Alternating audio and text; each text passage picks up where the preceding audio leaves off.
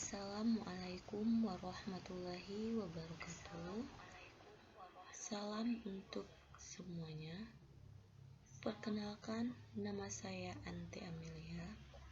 Saya perwakilan dari kelompok 8 akan mempresentasikan hasil kelompok kami tentang pembahasan yang terkait dalam Peraturan Pemerintah Republik Indonesia Nomor 101 Tahun 2000 tentang pendidikan dan pelatihan jabatan pegawai negeri sipil.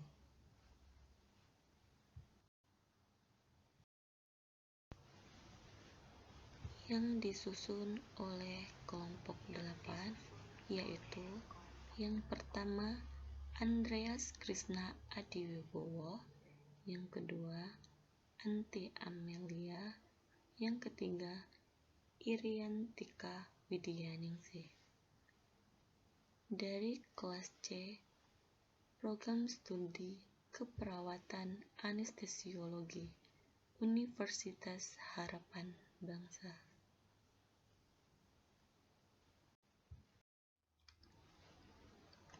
Memasuki pendahuluan, yaitu sumber daya manusia atau juga disebut SDM adalah salah satu hal yang sangat penting dalam berbagai bidang. Untuk menciptakan sumber daya manusia aparatur yang memiliki kompetensi tersebut diperlukan peningkatan mutu profesionalisme, sikap pengabdian dan kesetiaan pada perjuangan bangsa dan negara, semangat kesatuan dan persatuan, dan pengembangan wawasan pegawai negeri sipil melalui pendidikan dan pelatihan jabatan yang merupakan bagian tidak terpisahkan dari usaha pembinaan pegawai negeri sipil secara menyeluruh.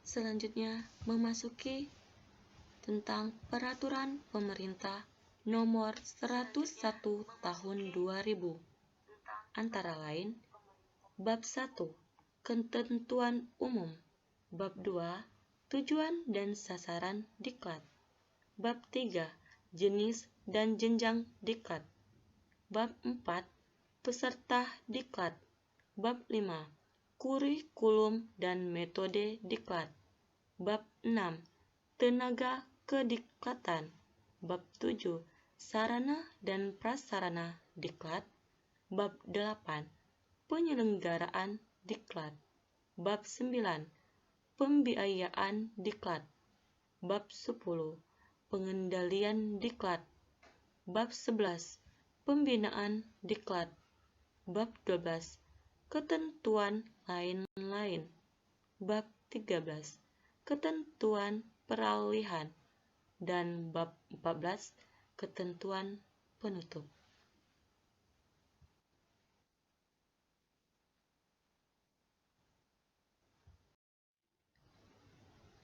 Memasuki ketentuan umum. Pendidikan dan pelatihan jabatan pegawai negeri sipil yang selanjutnya disebut Diklat adalah proses penyelenggaraan mengajar dalam rangka meningkatkan kemampuan pegawai negeri sipil. Pasal 1.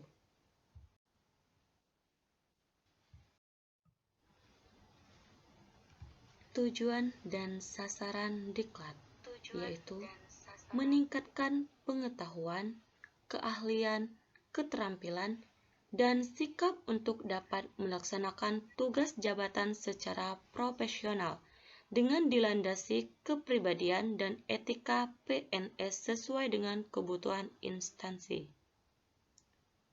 Sasaran Diklat adalah terwujudnya PNS yang memiliki kompetensi yang sesuai dengan persyaratan jabatan masing-masing. Pasal 2.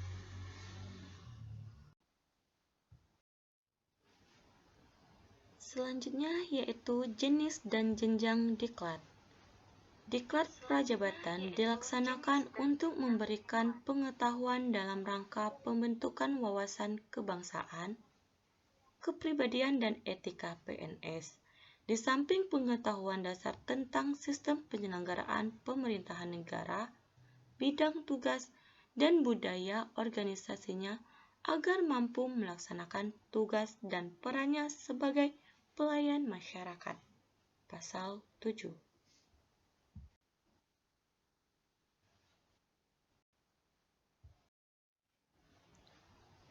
Selanjutnya, jenis dan jenjang diklat. Yang pertama, diklat dalam jabatan dilaksanakan untuk mengembangkan pengetahuan, keterampilan, dan sikap PNS agar dapat melaksanakan tugas-tugas pemerintahan dan pembangunan dengan sebaik-baiknya. Yang kedua, diklat dalam jabatan terdiri dari diklat kepemimpinan, diklat fungsional, dan diklat teknis. Pasal 8.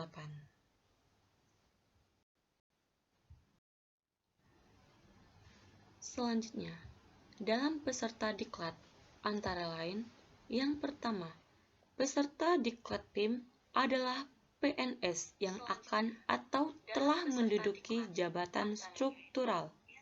Yang kedua, PNS yang akan mengikuti diklat PIM tingkat tertentu tidak dipersyaratkan mengikuti diklat PIM tingkat di bawahnya. Pasal 14.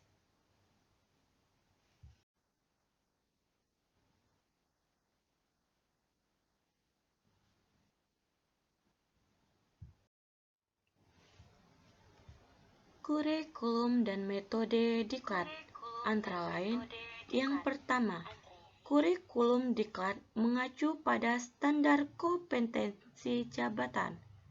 Yang kedua, penyusunan dan pengembangan kurikulum diklat dilakukan dengan melibatkan pengguna lulusan, penyelenggara diklat, peserta dan alumni diklat, serta unsur ahli lain. Yang ketiga, kurikulum diklat prajabatan dan diklat PIM ditetapkan oleh instansi pembina. Yang keempat, kurikulum diklat fungsional ditetapkan oleh instansi pembina jabatan fungsional. Dan yang kelima, kurikulum diklat teknis ditetapkan oleh instansi teknis yang bersangkutan. Pasal 17.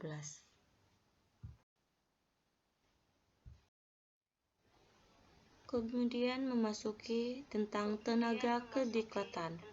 Tenaga kediklatan terdiri dari yang pertama, widya suara, yang kedua, pengelola lembaga diklat pemerintah, dan yang ketiga, tenaga kediklatan lainnya. Pasal 19.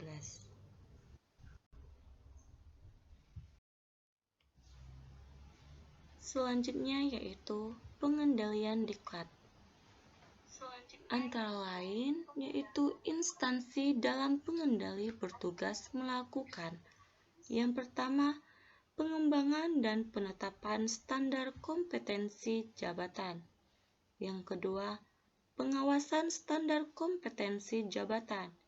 Dan yang ketiga, pengendalian pemanfaatan lulusan diklat. Pasal 24.